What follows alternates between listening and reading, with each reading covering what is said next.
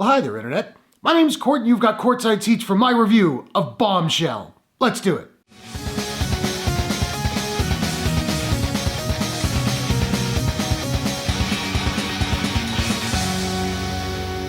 Bombshell is a biography drama from director Jay Roach and Lionsgate. The film stars Charlize Theron, Margot Robbie, John Lithgow, Kate McKinnon, and Mark Duplass. A group of women take on Fox News head Roger Ailes and the toxic atmosphere he presided over at the network. So Bombshell came out this past weekend and managed to make even less money than Cats, which is a shame because despite its problems, it's a much better movie than whatever Cats was supposed to be. Now, the acting in this movie is really impressive. Charlize Theron disappears into the role of Megyn Kelly. Between the voice, the mannerisms, the body language, the makeup, more on that later, and she's unsurprisingly excellent in the film. And I like that the movie didn't shy away from showing Megyn Kelly at her worst, because, you know, everyone can be a and sometimes it's really more interesting to see both sides of a character. I thought Nicole Kidman was quite good in the movie. I don't think her performance was as strong as some of the others, but she was good. Now, I'm a huge fan of Kate McKinnon on Saturday Night Live. I think she's ridiculously talented, but she's never really worked for me in any movies that I've seen. I feel like maybe her talents are better suited to the short form of sketch comedy. Like even recently she was in that movie Yesterday and it felt like she was in a completely different flick. I really liked her in this movie. She's not required to be the kooky one. She plays her character as a real person, she lets it breathe, and it really, really works. Margot Robbie, though, is the standout in this film. She absolutely crushes it. There are a couple scenes in particular where she gives her character this sort of emotional detachment, emotional distance, which I guess she kind of uses as a coping mechanism. But eventually the floodgates open, and she's really amazing. And the always excellent John Lithgow really got under my skin as Roger Ailes. We see and buy how he sort of runs his empire through fear. He's absolutely disgusting both in his actions and his character and the makeup. And he sells his character's sort of confusion when it all comes crashing down around him really, really well. And this movie is purposefully,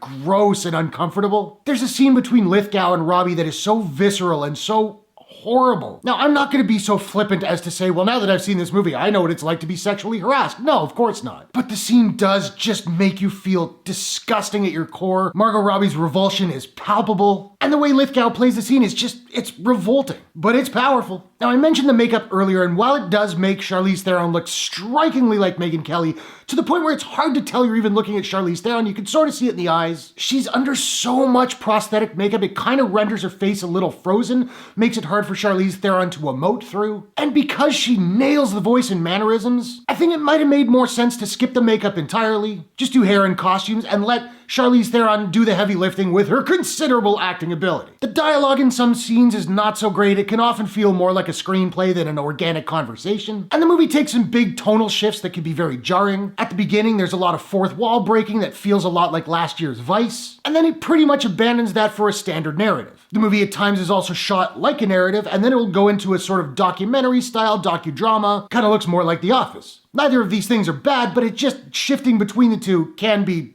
jarring. I will say, I think the performances in this film are better than the movie itself, but they are so good it's absolutely a reason to go out and see this flick. Now, I don't have a proprietary rating system as of yet, so I'm just trying to figure out what I'm gonna give Bombshell, and I think I'm gonna give Bombshell So I'm real good with people. out of 10. So now I wanna know, have you seen Bombshell? What did you think about it? What is your favorite Charlize Theron movie of all time? Whatever your thoughts, hit the comments below, let's discuss. If you enjoyed this review, please smash that like button and give it a share if you really enjoyed it. And hey, why not take a second, do me a favor, click subscribe and ring that bell to subscribe to my channel for more movie reviews, entertainment news, trailer reactions, all that good stuff. Thanks very much for watching, I'll see you guys in the next one. Take care.